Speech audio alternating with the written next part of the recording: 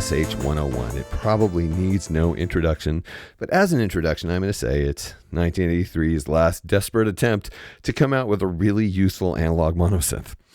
Anyway, of course, the SH-101 has been used in several genres that made it famous, and while it's a pretty straightforward and simple synthesizer, it is a lot of fun, has a great interface. Okay, let's dive right into this. We're going to talk about the VCO and the source mixer. The great thing about the SH-101 is it is a really, really wonderfully designed performance synth that allows immediate access to all functionality in a really visually reasonable format. So if we want a sawtooth to happen, we just push up the sawtooth waveform in the source mixer and we get the sawtooth output of the VCO.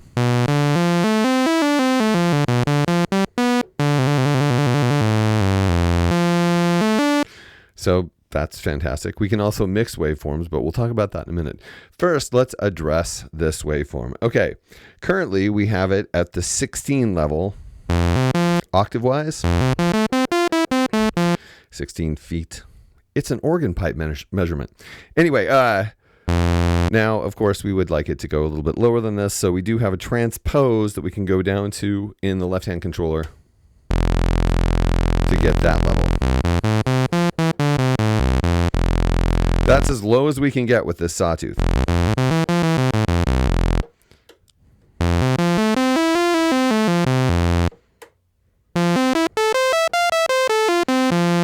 It's very interesting that usually the transpose in a controller sense is a global control for all of the oscillators, but we only have one oscillator, so it's kind of interesting that they put a transpose octave functionality here when we already have the range knob, which does the same thing. But using these two in tandem allows you to get a wider range. So let's go to the range knob in the VCO to control the octaves. Okay, I'm going to set this to low in the transpose section so that we get the lowest 16 foot we can. And of course, 8 feet, 4 feet, and 2 feet. So that would be seemingly the highest point we could get to, but then we still have the transpose down here, so.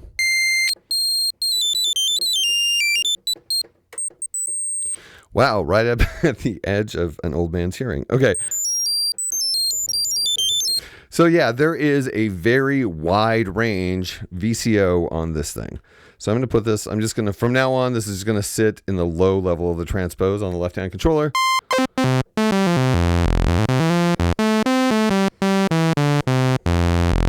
So that is our sawtooth and its entire range. Let's listen to the square wave in its entire range. That is a really nice low square wave. If you'd like something lower, we'll talk about that when we get to the sub-oscillator.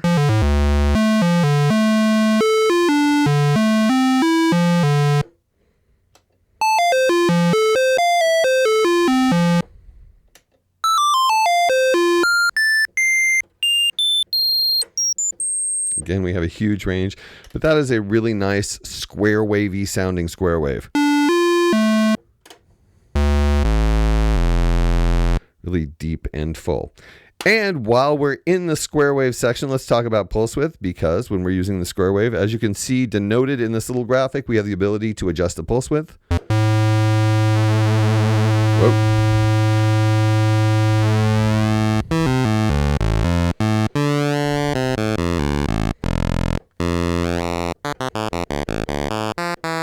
So there is nowhere in the throw of this slider where we have a pulse duty cycle of 100% or 0%. So you're able to hear the square wave throughout the entirety of the pulse width on the synthesizer.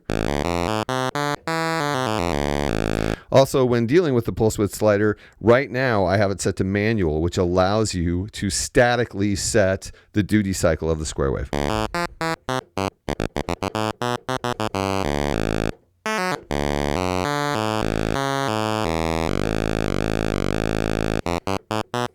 Okay, so you have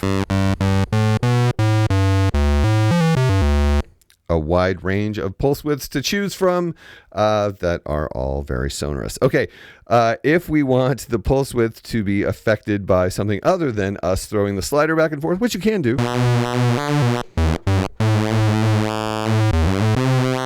If you want your pulse width modulation to match some particular rhythm that you specifically want to create, you are free to do that.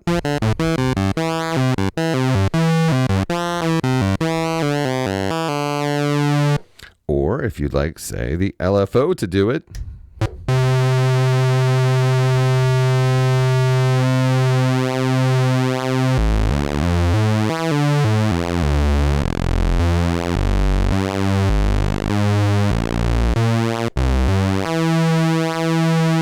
Very nice.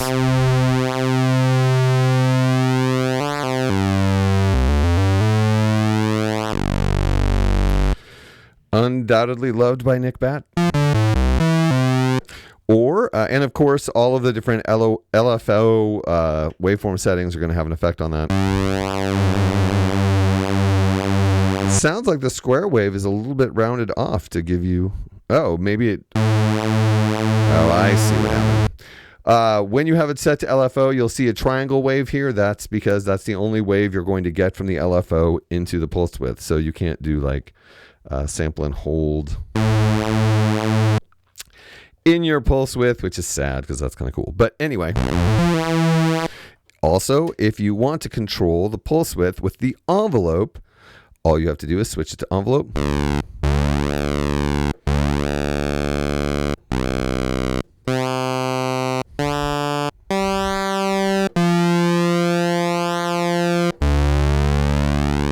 Also, you'll notice right now, we'll talk about the envelope later, but I have it set to the gate setting. So the VCA is being controlled by a gate and not the envelope. And the envelope is free, in that case, to control the pulse width.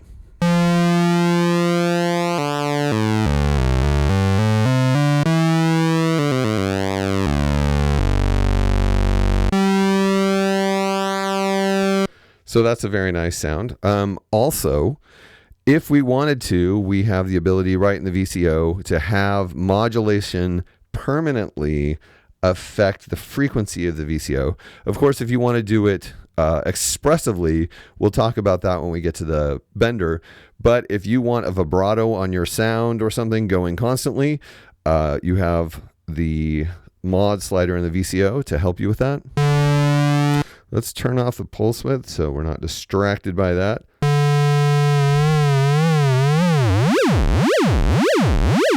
So that is the level to which the mod will modulate the frequency of the oscillator. I was going to say oscillator 1, but there is indeed only one oscillator.